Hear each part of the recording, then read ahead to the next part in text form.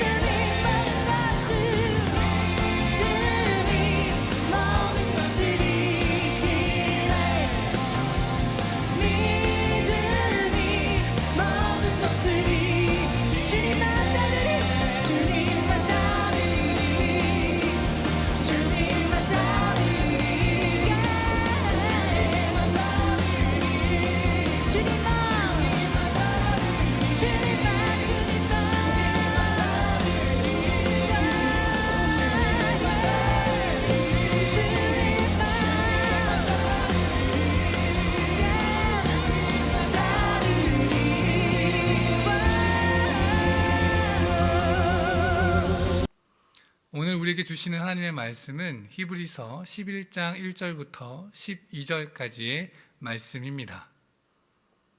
믿음은 바라는 것들의 실상이요 보이지 않는 것들의 증거니 선진들이 이로써 증거를 얻었느니라.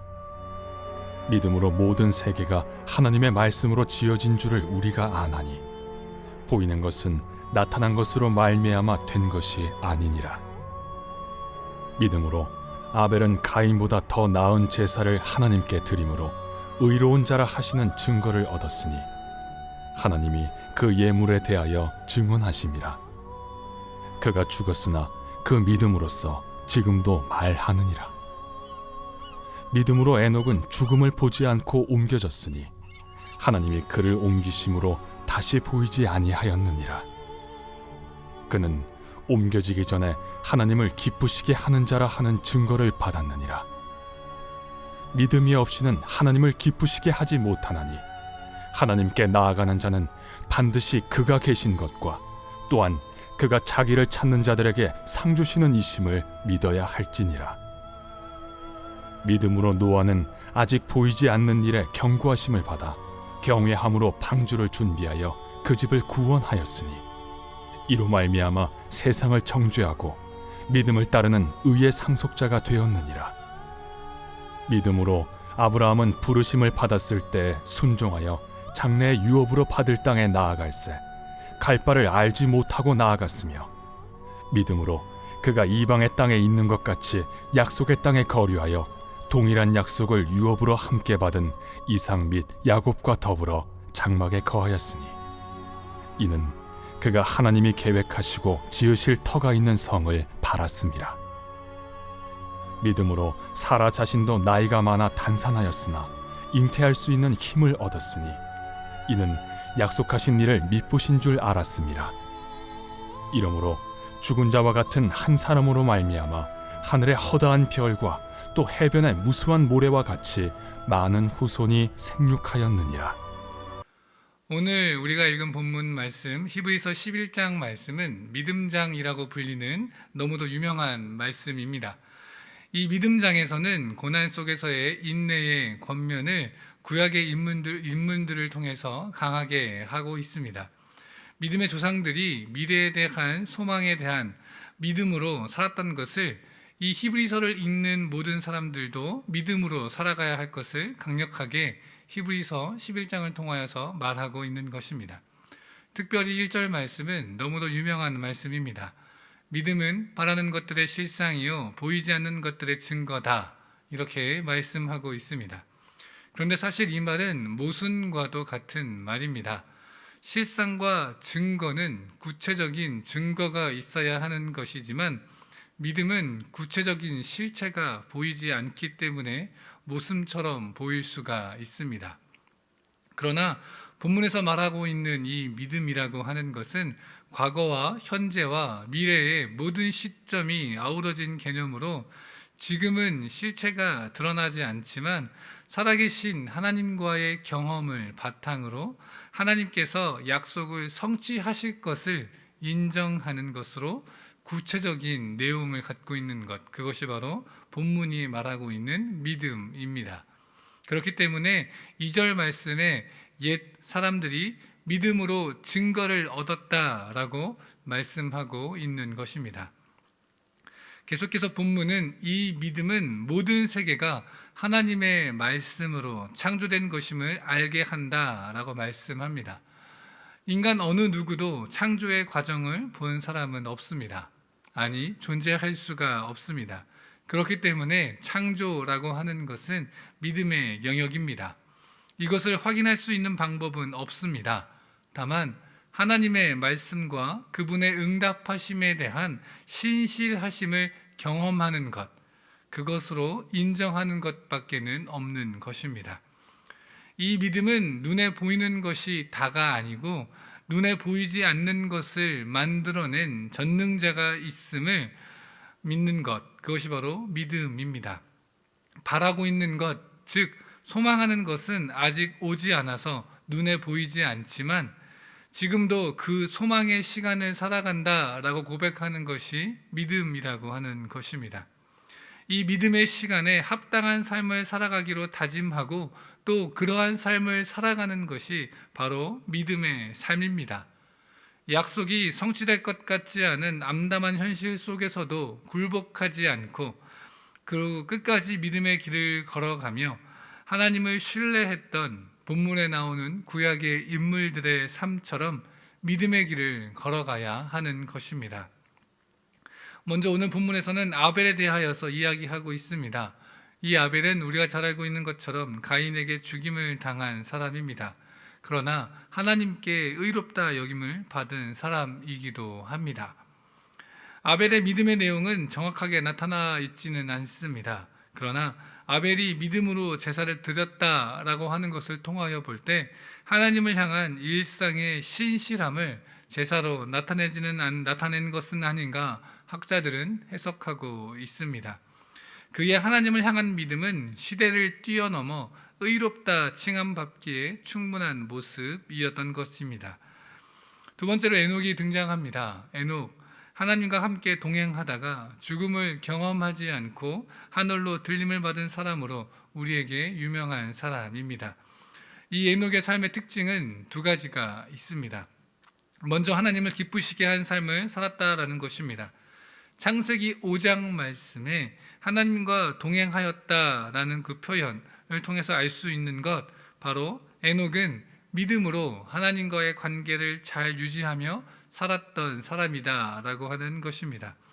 또한 그가 하나님을 기쁘시게 하는 자라라고 설명을 하면서 이어지는 6절에서 하나님께서는 자신을 찾는 자들에게 상 주시는 이심을 분명히 말씀하고 있습니다.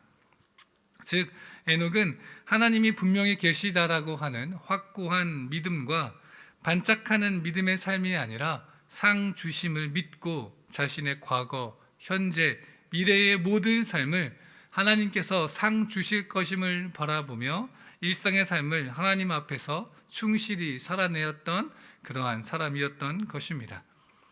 노아와 아브라함은 또 어떻습니까? 노아와 아브라함에게 하나님의 말씀은 단순한 정보가 아니었습니다.